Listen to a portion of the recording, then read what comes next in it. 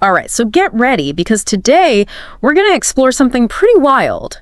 The idea of quantum manifestation. Quantum manifestation. Yeah, we're diving into the world of Dr. Joe Dispenza and his theories. Dr. Joe Dispenza. About how our thoughts and energy might actually shape the reality we experience. I've got a YouTube video of his here. Okay. And let me tell you, some of this stuff is seriously mind-bending. Yeah, it definitely pushes the boundaries of conventional thinking. Yeah. But, even if you're approaching this with a healthy dose of skepticism, Sure. I think you'll find some thought-provoking ideas in Dr. Dispenza's work. Absolutely. He's got this really intriguing concept about the atom being almost entirely empty space, and how that challenges our perception of a solid material world. It makes you wonder, what if there's way more to reality than we can see or touch? That's one of the key takeaways here. Yeah. Dr. Dispenza is drawing on the principles of quantum physics, where things behave very differently than in our everyday experience. Right. In the quantum realm, it's all about energy and probability, not fixed solid objects. He's suggesting that if the building blocks of matter atoms are mostly empty space, then maybe our reality is more malleable and influenced by factors we don't typically consider. So instead of thinking of ourselves as separate from our surroundings, we might actually be interacting with them on an energetic level all the time. Potentially. Yeah. Yeah, that's a pretty radical concept. It is, and it gets even more interesting when Dr. Dispenza connects this to the power of our attention. Our attention. He argues that where we focus our attention is where we direct our energy. It's almost as if our minds act like a lens, focusing this energy and potentially influencing the quantum field itself. So influencing the quantum field, what does that even mean in practical terms? Right. Well, think of it this way. Quantum physics suggests that everything in the universe is interconnected through this underlying field of energy. And Dr. Dispenza is proposing that our thoughts, emotions, and intentions might actually create ripples in this field, influencing the probability of certain events happening. Okay, so it's not that we're magically teleporting objects with our minds, but more like we're subtly shifting probabilities in our favor. Exactly. It's a subtle but potentially powerful influence. Now, I'm not saying we should throw out common sense and expect to manifest $1 million just by thinking about it. Right. But Dr. Dispenza's work raises some fascinating questions about the extent to which our minds might be shaping our reality, consciously or unconsciously. It certainly gives you something to think about, but how do we actually tap into this power intentionally? Dr. Dispenza mentions achieving a coherent brain state. A coherent brain state. What exactly is he talking about? Think of it as a state of heightened mental clarity and focus. Okay. Where different parts of your brain are synchronized, working together harmoniously. It's kind of like an orchestra playing in perfect unison, creating a much more powerful and resonant sound than if each instrument were playing independently. So instead of our thoughts being scattered and chaotic, a coherent brain state is like bringing them into alignment. Yes. Creating a more focused and potent energy. Precisely. Okay. And Dr. Dispenza believes that achieving this state is key to unlocking our manifestation potential. Manifestation potential. Yeah, the scientific research on this is still in its early stages. Right. But there have been some intriguing studies showing that certain practices, like meditation, can actually induce these coherent brain states. I'm curious, what are some of the methods Dr. Dispenza recommends for cultivating this coherent state? Is it all about meditation, or are there other techniques involved? Meditation is definitely a cornerstone of his approach. Okay. But he also emphasizes visualization, gratitude practices, and even specific breathing techniques designed to calm the nervous system and enhance focus. It sounds like a pretty holistic approach. It is. Combining both mental and physical practices to shift our internal state. Yeah. But does Dr. Dispenza address the role of action in all of this? Action? I mean, it's one thing to visualize our desires, but do we also need to take practical steps towards making them happen? That's a great question. And yes, action is definitely part of the equation. Oh, okay. Dr. Dispenza isn't suggesting we just sit back and wait for things to magically fall into our lap. Right. He emphasizes the importance of inspired action.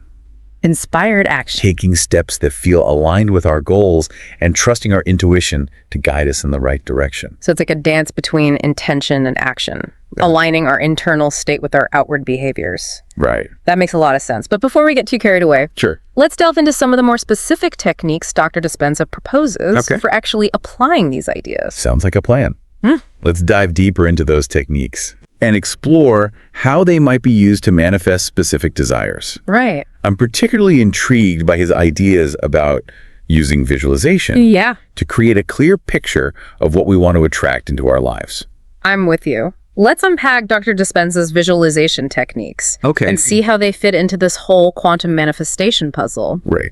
So we've established that Dr. Dispenza sees achieving a coherent brain state as key to manifesting our desires.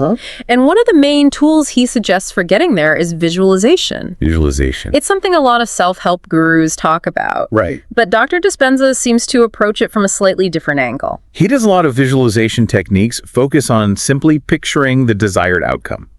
Like seeing yourself in your dream job or driving that fancy car. Right. But Dr. Dispenza goes a step further, suggesting we need to embody the emotions and sensations we would feel if that desire were already fulfilled. Feel it as if it's already real. Yes. He calls it creating a new electromagnetic signature. A new electromagnetic signature. That aligns with what we want to attract. Okay, so instead of just mentally checking boxes, it's about actually feeling the joy. The joy. The gratitude, the sense of accomplishment as if it's already happening. Exactly. It's almost like acting as if the desire is already a reality. Not just in our minds, but in our whole being. This is where he brings in the concept of quantum entanglement. Quantum entanglement. Suggesting that by fully embodying the desired state, we might actually create a sort of energetic resonance with it in the quantum field. I'm seeing how this ties back to his idea of the universe being made up of energy. Right. If we can shift our own energy to match that of our desires, maybe we can create a sort of magnetic pull that draws those experiences toward us. That's a great way to put it. Yeah. And Dr. Dispenza emphasizes the power of feeling these emotions from the heart. The heart. Not just the mind. He even cites research suggesting that the heart generates a much stronger electromagnetic field than the brain. Interesting. And that by cultivating feelings of love, gratitude, and joy, we can amplify this field and increase our manifestation potential. I have to admit, this idea of love as a sort of magnetic force is a bit out there for me. I get the metaphorical power of it. But is there any actual scientific evidence to support that claim? That's where things get a little fuzzy. Well, there is some research on the heart's electromagnetic field. And its potential influence on the body's energy systems. The idea of it directly influencing events in the outside world is still very much in the realm of speculation. So maybe it's more about the internal shift that happens when we cultivate those positive emotions. Could be. Like maybe feeling love and gratitude doesn't literally attract our desires. But it puts us in a more receptive and open state of mind to recognize and seize opportunities when they arise. That's certainly a plausible interpretation. And it aligns with what many psychologists and self-help experts have been saying for years. That a positive mindset and a belief in our own abilities can dramatically impact our success in life. It's like that old saying, whether you think you can or you think you can't, you're right. Exactly. And Dr. Dispenza is essentially proposing a quantum explanation for why that might be true. He's suggesting that our thoughts and beliefs literally shape the energy we emit, which then interacts with the quantum field and influences the probability of certain outcomes. I'm starting to see how this all connects, but I'm also curious about the flip side of this. If focusing on our desires can supposedly attract them, does that mean dwelling on negative thoughts or fears can actually manifest those unwanted experiences? That's a key question, and it gets to the heart of what Dr. Dispenza calls the creative observer. The creative observer. He argues that we are constantly creating our reality with our thoughts, feelings, and beliefs. Whether we're aware of it or not. And just as focusing on positive emotions can attract desirable experiences, he suggests that dwelling on negativity can inadvertently manifest those very things we're trying to avoid. So it's not about suppressing negative thoughts, but more about becoming aware of them. And choosing to shift our focus to something more empowering. Precisely. It's about recognizing that we have a choice in how we respond to our thoughts and feelings. And that by consciously choosing to focus on what we want, we can break free from those negative patterns and create a more fulfilling reality. This is where his concept of becoming nobody comes in, right? Becoming nobody. Earlier, we talked about him advocating moving from a somebody to a nobody mindset. Yeah. It sounded a bit cryptic at the time. It does sound a bit paradoxical, doesn't it? Yeah. But what he's really getting at is the idea of detaching from our limited sense of self. Yeah. That ego-driven identity that's constantly trying to control and define who we are. Right. He's suggesting that when we can let go of that need to be somebody, to prove ourselves or sit into certain molds, we open ourselves up to a greater sense of possibility and connection with the universe. So it's about releasing those limiting beliefs and embracing a more expansive sense of self. Exactly. It's about recognizing that we are not just our thoughts, emotions, or past experiences. We are something much greater, something interconnected with the vast web of existence. Wow. And by tapping into that deeper sense of self, we can access a level of creativity and power that we might not even realize we possess. That's a beautiful thought, but it also sounds incredibly challenging. It can be. How do we actually cultivate that sense of no self and tap into that universal flow? Yeah. Does Dr. Dispenza offer any specific techniques for achieving that state? He does. He emphasizes practices like meditation, mindfulness, and spending time in nature. Okay. All of which can help us quiet the chatter of the mind and connect with the deeper sense of peace and presence. It sounds like it's about shifting our focus from the external world to the internal world, cultivating a sense of stillness and inner awareness. Exactly. And from that place of stillness, we can access a level of clarity and intuition that can guide us in our thoughts, actions, and manifestations. It makes me think of those moments when we have a sudden aha moment, a flash of insight that seems to come out of nowhere. Right. Maybe those are glimpses into that deeper level of awareness Dr. Dispenza is talking about. That's a great observation. Yeah. And those moments of insight can be incredibly powerful. They can help us break free from old patterns of thinking and open us up to new possibilities. So we've covered a lot of ground here, from the science of quantum entanglement to the power of positive emotions and the concept of becoming nobody. It's a lot to take in. But I'm wondering, how does Dr. Dispenza address those times when things don't go our way? Even when we're putting in the effort to align our energy and take inspired action. Right. I mean, life is messy and things don't always go according to plan. That's a really important point. And Dr. Dispenza acknowledges that we don't have complete control over every aspect of our lives. Okay. There are countless factors at play, including the choices of others and unforeseen circumstances. Sure. He's not suggesting that we can magically control the universe, right, or that we'll never experience challenges or setbacks. But he does emphasize the importance of surrendering to what is. Surrendering. Trusting that there's a greater intelligence at work even when we can't see the full picture. So it's not about becoming some sort of superhuman manifester who bends reality to their will, right, but more about cultivating a sense of trust and openness to the unfolding of life. Yeah. Even when it takes unexpected turns. That's a great way to put it, and it highlights the importance of letting go of attachment to specific outcomes. Okay. Sometimes what we think we want might not actually be in our best interest. And by surrendering to the flow of life, we might find that something even better is waiting for us just around the corner. This brings to mind something else Dr. Dispenza mentions. Yeah, okay. Those seemingly random events that feel like they're pushing us in a certain direction, he calls them synchronicities. Synchronicities. Is he suggesting that these are signs from the universe guiding us toward our highest good? That's how he interprets them. He sees synchronicities as evidence of a deeper intelligence at work, orchestrating events in a way that might not always make sense to our rational minds. Right.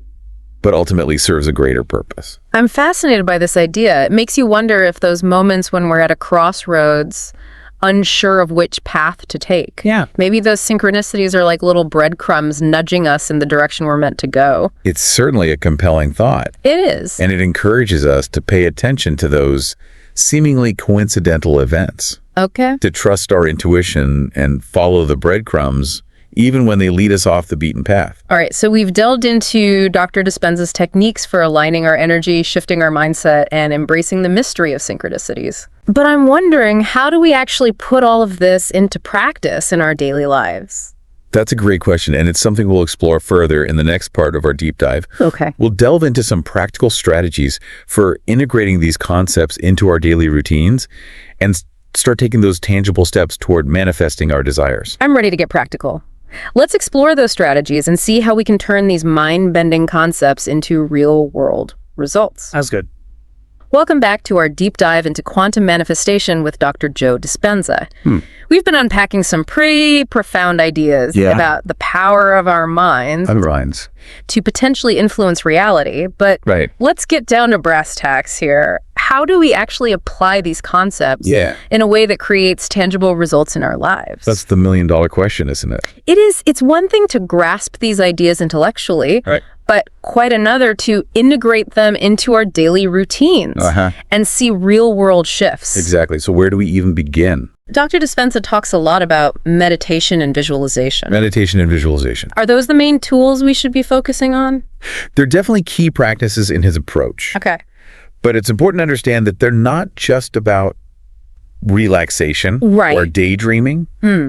Dr. Dispenza sees meditation as a way to train the mind to cultivate a state of heightened awareness and focused attention. Focused attention. And visualization isn't just about picturing what we want. It's about embodying the feelings and sensations as if that desire were already a reality. So it's about more than just thinking positive thoughts. It's about shifting our entire energetic state to align with what we want to manifest. Precisely. And that's where the real work comes in. Okay. It's not a passive process. It requires discipline, consistency, and a willingness to challenge our ingrained patterns of thought behavior. It sounds like creating new habits, both mental and emotional, but it is. How do we stay motivated and on track when faced with the inevitable challenges and setbacks of life? I mean, let's be real, doubt and discouragement can creep in pretty easily. Absolutely. And that's where Dr. Dispenza emphasizes the importance of gratitude. Gratitude. He suggests that cultivating a deep sense of appreciation for what we already have, even in the midst of difficulties, can help us shift our perspective and maintain a higher vibration. Higher vibration. It's about focusing on the good. On the abundance that's already present in our lives, rather than dwelling on what's lacking. So instead of getting caught up in that grass is always greener mentality, it's about watering our own lawn, so to speak, and appreciating the beauty we already have. Exactly. And that sense of gratitude can fuel our motivation and keep us moving forward, even when we encounter obstacles along the way. It's like that saying, what you focus on expands. Yes. If we focus on what's good, more good things seem to flow into our lives. But if we dwell on the negative, it can become a self-fulfilling prophecy. That's the power of the creative observer that we talked about earlier. We're constantly shaping our reality with our thoughts, beliefs, and expectations. So it's crucial to be mindful of where we're directing our attention and energy. This is all starting to make a lot of sense, but I'm still wondering about the role of action. I mean, it's one thing to meditate, visualize, and feel grateful, but do we also need to take concrete steps towards our goals? Absolutely. Dr. Dispenza wouldn't suggest that we just sit back and wait for things to magically appear. He emphasizes the importance of inspired action. Inspired action. Which means taking steps that feel aligned with our intentions and trusting our intuition to guide us in the right direction. So it's not about forcing things or trying to control every outcome, but more about being open to opportunities and taking action when it feels right. Exactly. And that's where those synchronicities we discussed earlier can come into play. Synchronicity. Dr. Dispenza believes that when we're aligned with our purpose and taking inspired action, the universe conspires to support us, often in ways we couldn't have planned or predicted. It's like the universe is giving us little winks and nudges along the way, confirming that we're on the right track. Precisely. And those synchronicities can be incredibly powerful reminders that we're not alone in this journey, that there's a greater force at work supporting our evolution and growth. This has been a truly mind-expanding deep dive. It has. But as we wrap up, I want to bring it back to you, the listener. We've explored some pretty profound concepts. But ultimately, it's up to each of us to decide how we want to apply them in our own lives. Absolutely. It's about taking what resonates with you and experimenting to see what works. It's a journey of self-discovery and empowerment. So as you go about your day, consider this. If you could truly manifest anything you desired, what would it be? What steps can you take today? No matter how small, to align your energy with that vision. And remember, the power to create the life you desire lies within you. Keep exploring, keep questioning, and keep believing in the infinite possibilities that exist within you and the universe around you.